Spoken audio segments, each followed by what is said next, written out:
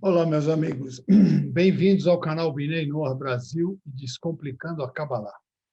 Eu sou Sérgio Batarelli e hoje, no vídeo de hoje, eu vou abordar o assunto prazeres resgatáveis.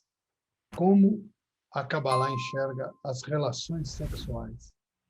Por que a mulher menstrua e o que isso significa? Dos ensinamentos do Rabino Itzhak Luria. As leis das relações conjugais criam um contexto para o desenvolvimento espiritual.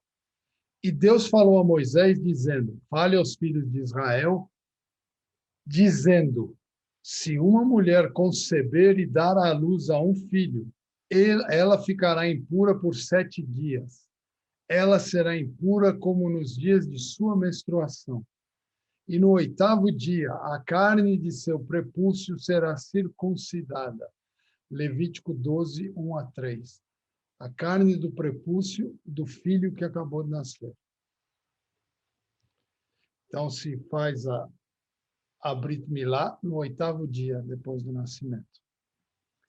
Para os meninos, sexo masculino.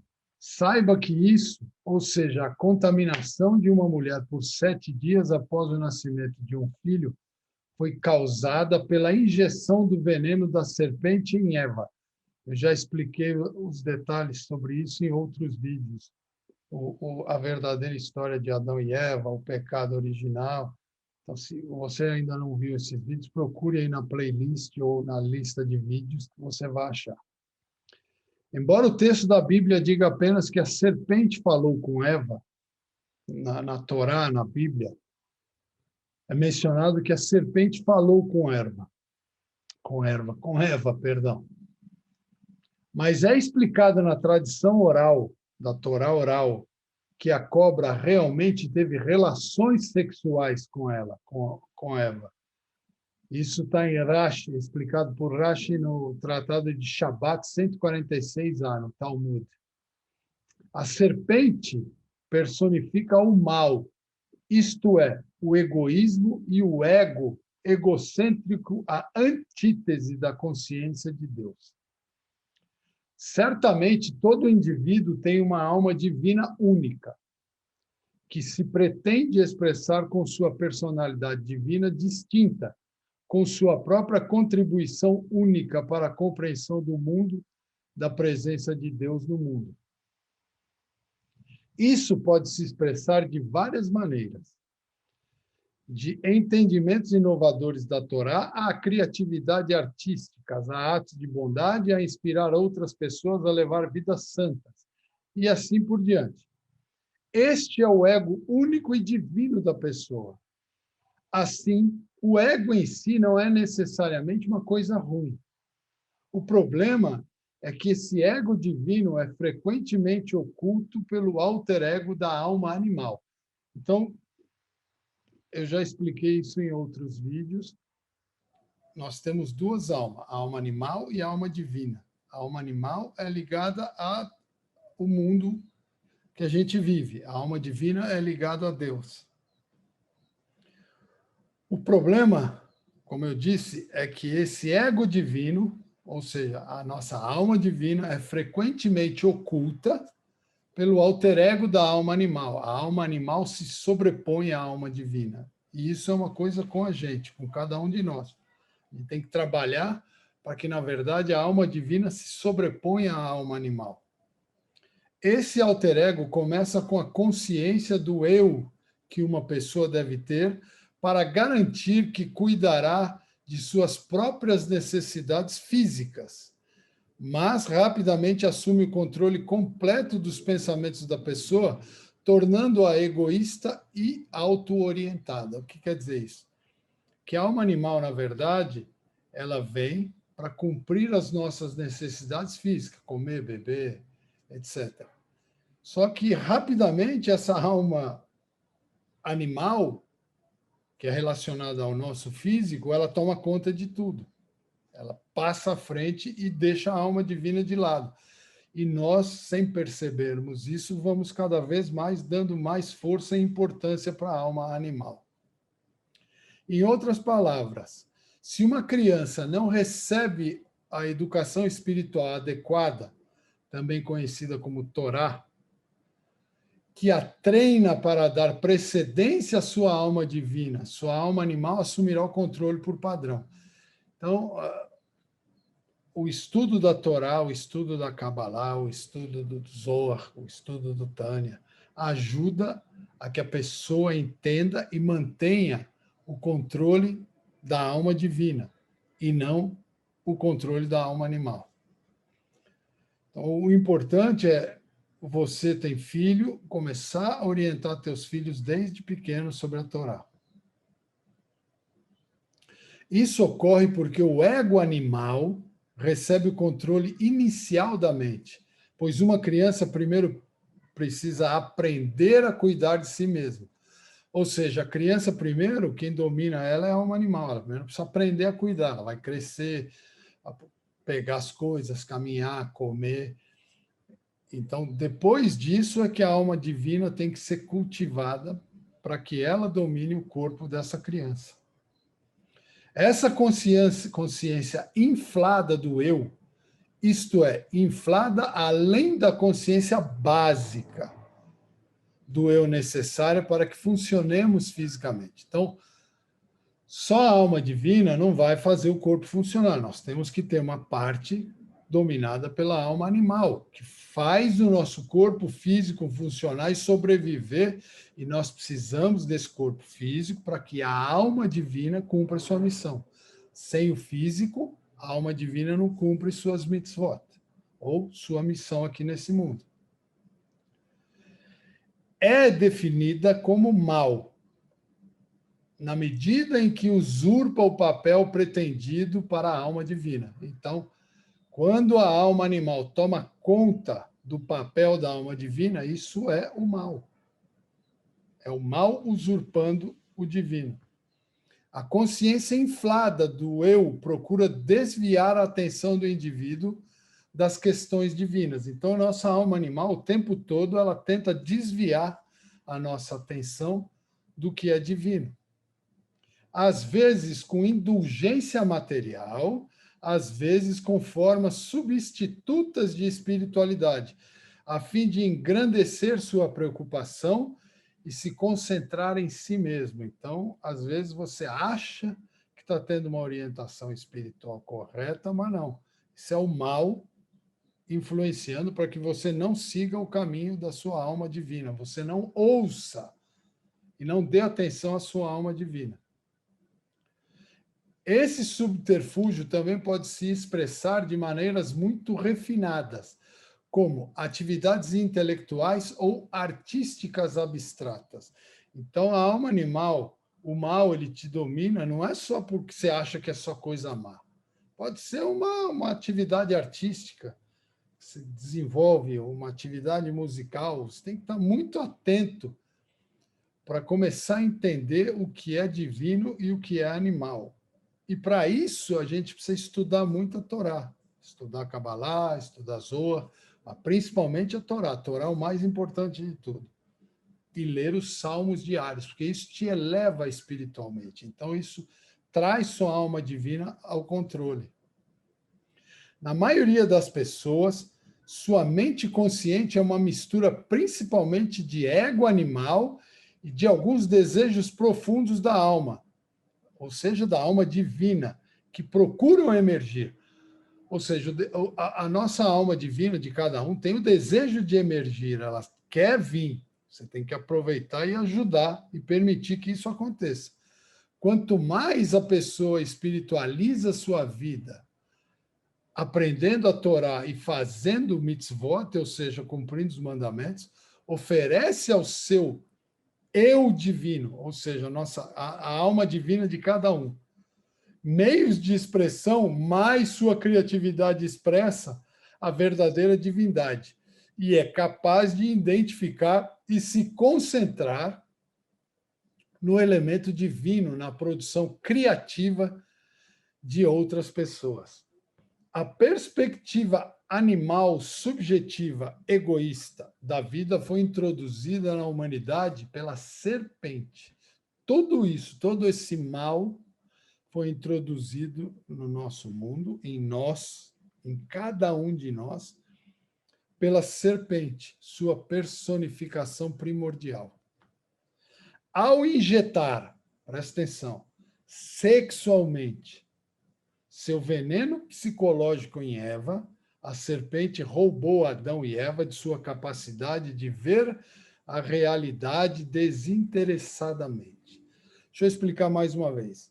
Muitos vão me perguntar onde está na Torá. Na Torá escrita não está, você não vai achar. Lá está como só uma conversa. Isso está na Torá oral, isso está no Talmud, no Midrash, que é onde os sábios, Rashi, desvendou os mistérios. Lógico que com a permissão de Deus. Então, isso é Torá oral, isso é Kabbalah, isso é explicação. Então, como o mal entrou no mundo, porque a serpente, já expliquei em outros vídeos, procurem lá, já disse, a serpente era boa de conversa, a serpente falava, tinha pés, andava. Na verdade, era Satanás que entrou na serpente, porque aquela época era outra época, os animais eram diferentes dos animais de hoje. O animal não era carnívoro, eram todos vegetarianos. E a serpente entrou, porque a serpente se apaixonou por Eva e quis Eva para ele, e acabou que era bom de conversa, muito bom de conversa, e manteve relação sexual com Eva. Por isso que Eva menstruou naquele momento, dando à luz a Caim. Então, quando o veneno foi injetado em Eva, ela menstruou pela primeira vez e deu à luz a Caim, que derramou sangue, e Abel, cujo sangue foi derramado. Então, veja que interessante. Caim derrama o sangue e Abel teve o sangue derramado. Tudo por causa do pecado injetado em Eva. Do mal injetado em Eva, perdão. Esta é a origem do sangue menstrual da mulher. É daí que vem o sangue da menstruação feminina.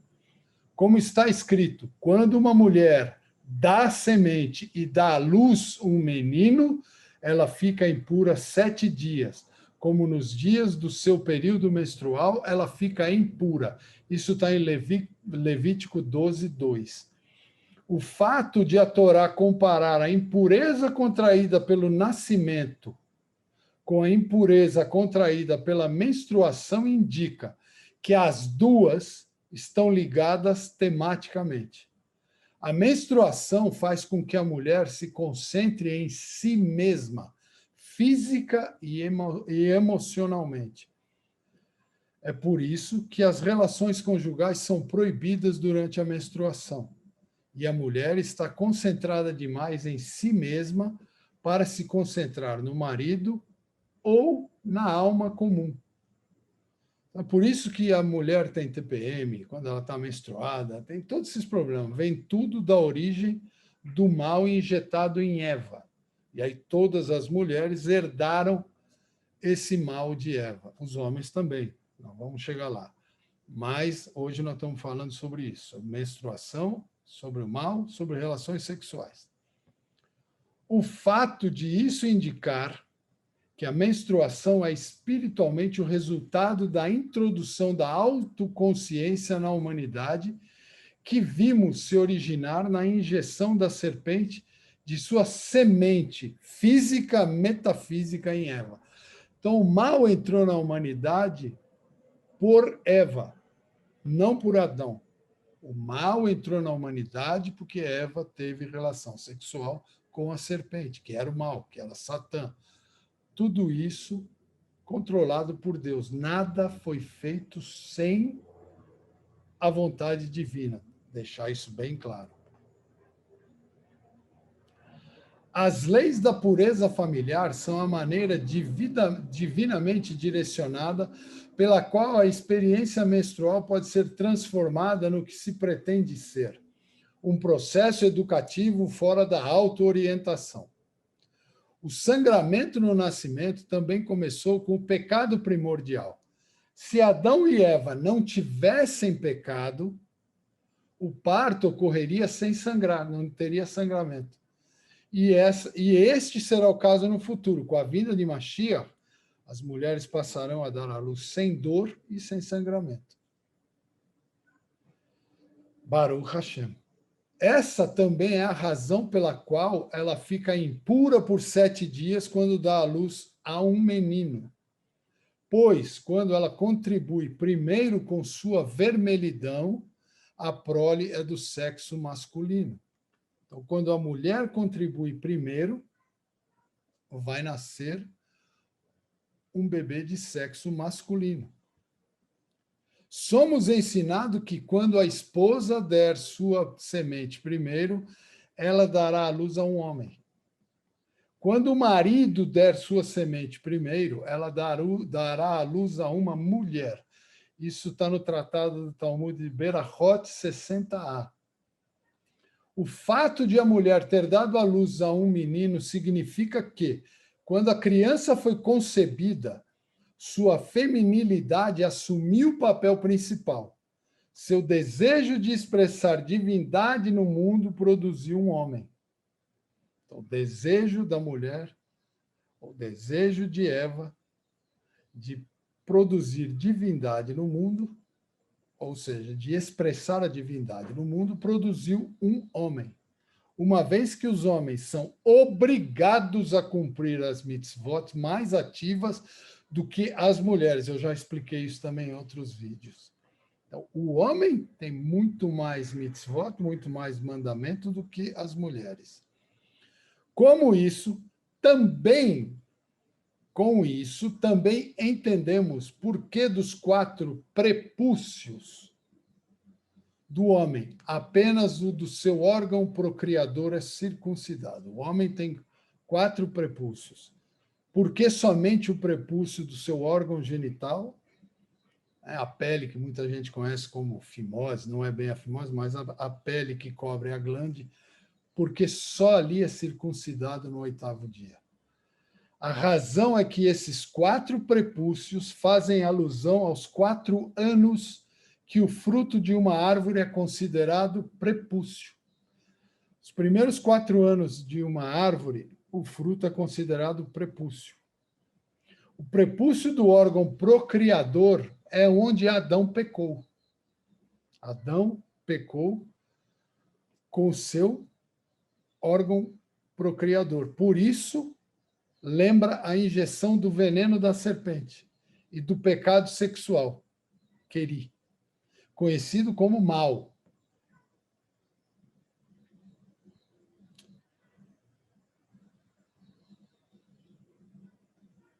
Este órgão é assim composto de bem e mal, ou seja, o órgão sexual ele é composto do bem e do mal, ele tem os dois, como tudo no nosso mundo.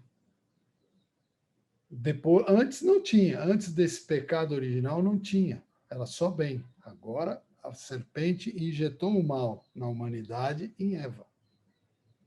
A Torá usa a expressão incircunciso de 4 órgãos humanos. O órgão procriador masculino, os ouvidos, o coração e a boca. Você pode ver em Bereshit Rabá 46:5 no Talmud, Tratado Bereshit Rabá. Esses órgãos são referidos como incircuncisos ou como possuindo um prepúcio, quando o indivíduo não os usa para serem sensíveis a outras pessoas ou a Deus. Então, quando a gente não usa boca, coração e ouvido para ser sensíveis a outras pessoas ou a Deus, esses órgãos estão com o prepúcio. Quando uma árvore é plantada, somos proibidos de comer o fruto que produz durante os primeiros 3 anos. Essa proibição é chamada orla, que é a palavra prepúcio. Rashi explica que é assim porque devemos tratar a fruta como se ela estivesse bloqueada por algum tipo de prepúcio. O fruto que sai da árvore produz durante o 4º ano deve ser levado a Jerusalém e consumido naquele ano nos arredores da cidade santa. Isso está em Levítico 19, 23 a 24. Na Cabalá é explicado que o fruto da árvore durante os seus primeiros 3 anos pertence aos 3 reinos do mal absoluto. Olha que interessante. A Cabala explica que o fruto da árvore durante seus primeiros 3 anos, isso das árvores em Israel, pertence aos 3 reinos do mal absoluto, as conchas, cascas, ou seja, as kelipot, que não podem ser elevados pelo consumo humano, ou seja, nesses 3 anos que você comeu, você não eleva o fruto que você comeu para a divindade. É por isso que é proibido comer. Porque toda vez que a gente faz uma bênção e come um fruto, carne, um alimento qualquer, a gente eleva esse alimento à divindade. O fruto do 4º ano vem do reino da casca translúcida, que é aquele panogá, que é o reino da realidade, que inclui todas as coisas que não são intrinsecamente boas, nem intrinsecamente más. Está no meio ali. Não é nem bom, nem ruim. Está em cima do muro. Mas que assumem um status de bem ou de mal. Depende de como elas são usadas ou usados. O que quer que venha deste reino não é proibido pela Torá, pois então seria mal. Nem expressamente legislado, pois seria uma mitzvah, mas simplesmente permitido. Este reino inclui, por exemplo, todos os alimentos e atividades kasher, que são permitidos pela Torá, mas não especificamente necessários. Se comermos esse alimento ou fizermos esses atos para propósitos sagrados, seu status subirá para o reino da santidade. Se o comermos ou fizermos para fins egoístas ou profanos, seu status desce para o reino do mal. Então, está percebendo que o alimento ou qualquer atividade ela pode ser elevada ou baixada para o mal. O fruto do 4º ano da árvore não é proibido ao consumo, mas deve ser consumido na cidade santa, em Jerusalém. Deve ser elevado à santidade. Expressa, portanto, a dinâmica moral da 4ª casca, ou da 4ª kelipá. O coração, os ouvidos e a boca devem ser guardados escrupulosamente de qualquer contato com o mal. O que significa isso? Coração é você desejar o mal para alguém. Ouvidos é você ouvir e dar atenção ao mal sendo falado. E a boca é você falar o mal. A boca tem um poder fantástico, as palavras são muito fortes. Então, cuidado com o que você fala, cuidado com o que você ouve, cuidado com o que você deseja no seu coração. Qualquer prepúcio nesses órgãos, a experiência de insensibilidade, egoísmo e ego não corrigido é ruim e deve ser rejeitada. Com o órgão sexual, no entanto, a imagem não é tão preta e branca. Uma certa quantidade de autoconsciência e autoorientação é necessária para que as relações conjugais ocorram. É verdade que somos convidados a santificar nossa sexualidade. Nossa sexualidade é algo santo, divino. O processo de santificação consiste não em eliminar a consciência animal, mas em refiná-la de modo a servir como uma janela para a nossa alma divina. Então, o sexo, como muita gente diz que é ruim e é pecado, não, o sexo é divino. Tem que saber como usá-lo.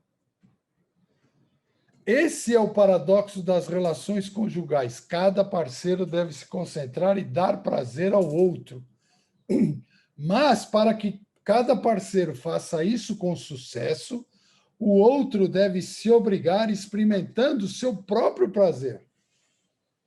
A Torá ensina, a Kabbalah ensina. Ambos têm que ter prazer, tanto o homem quanto a mulher, tanto o marido quanto a esposa. Tem que ser uma experiência dupla. Os dois têm que ter prazer. Assim, cada parceiro experimenta seu próprio prazer como uma maneira de ajudar o outro parceiro a cumprir seu objetivo de agradar. Além disso, quanto maior o meu prazer, maior o sucesso do meu parceiro, maior o prazer de ter me agradado. Perdão. Portanto, ironicamente crucial para o altruísmo do ato que cada parceiro experimente, o maior prazer possível, embora seja absoluto, não pelo prazer de experimentar seu próprio prazer. Então, no fim, o grande prazer é em você dar prazer. Ativamente, busco o prazer do meu parceiro. Passivamente, persigo o meu. As relações conjugais são, portanto, simultaneamente, consumadamente altruístas e consumadamente autorrealizáveis. Obviamente, passar de experimentar prazer para o parceiro e experimentar prazer para si mesmo pode acontecer com muita facilidade. Portanto, com um certo grau de autoconsciência, deve permanecer nas relações conjugais. O perigo de cair no mal aqui é muito maior. A sexualidade neste contexto é a quarta concha, ou a quarta quelipá, que pode ser usada de qualquer maneira, para o bem ou para o mal. Como seu potencial para o mal é muito maior, atenção nisso, como seu potencial para o mal é muito maior que o dos outros 3 órgãos, somente ele requer a circuncisão física real. Com os outros, a circuncisão espiritual, isto é, atitudes apropriadas engendradas pelo treinamento sagrado, é suficiente. Então, o órgão sexual masculino, ele é um objeto que pode ser usado para o bem ou para o mal. Por isso que ele é circuncidado no 8º dia do nascimento. No que se refere ao congelamento do sêmen, quando ele é misturado com as partes escolhidas do sangue da vermelhidão da mulher e as sobras desse processo, que se tornam o alimento do embrião, tudo isso é mencionado no versículo. Eis que fui formado em transgressão, e minha mãe me concebeu em pecado. Isso está em Salmos 51, 7. Transgressão refere-se à brancura do pai, e pecado refere-se à vermelhidão da mãe. Da mesma forma, o versículo, você não me derramou como leite e me congelou como queijo. Está em Jó 10, 10. Refere-se ao mesmo. Minha mãe me concebeu em pecado. Não significa que as relações conjugais são pecaminosas. Preste bastante atenção. Relações sexuais não são pecaminosas. Deus nos livre.